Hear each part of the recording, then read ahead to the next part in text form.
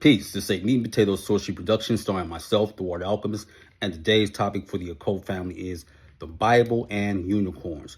Now, we know allegedly that unicorns are mythical creatures that have been reduced to that, the lore, and also appearing in movies. But what if unicorns at one time actually existed? Now, maybe unicorns may have went to another realm, which is possible, or they were just a victim of evolution and natural selection. This too is something for many to ponder. But what if they existed? What if they were in your Bible?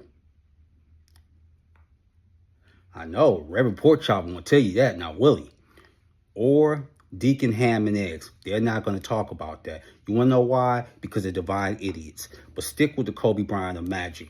First, I'm going to tell you the powers of the unicorn and what they can help you with. And you can do a ritual to a so-called mythical creature. Because you got to remember, everything begins here. So this would be a form of chaos magic. Everything is permitted and everything is true. So the metal for the unicorn is from Mercury. Now, magically, they would keep company with fairies. So what can a unicorn assist you with? I'm so glad you asked.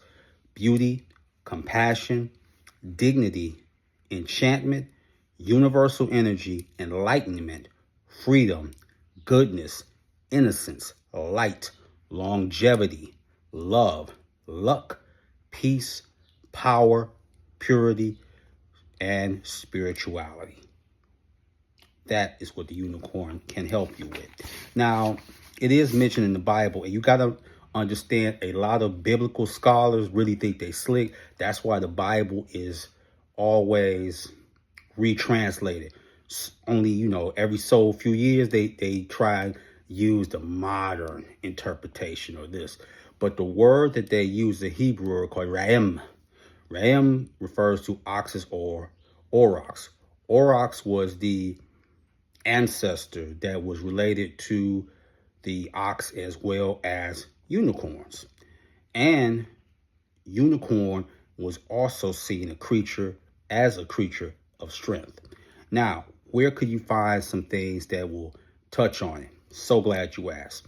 The book of Numbers, that is chapter 23, verse 22. The book of Job, chapter 39, verses 9 and 10. The book of Psalms, chapter 22, verse 21. And the book of Isaiah, 34, chapter, verse 7. So, did they exist? Yes, they did exist. Remember this, and Mentor wants to really stress this upon you. Every form of myth always has an element or a shred of truth. And even the Bible mentions satyrs as well. So let that sink in. And you can get a book that deals with mythical creatures, or you should. I've talked about it before, but this book, The Complete Book of Correspondences by Sandra Kine. So it's very good for your lexicon and your library. So with that, that is your meat and potato sorcery for the day. I am the Water Alchemist. Be water, my friends. Peace.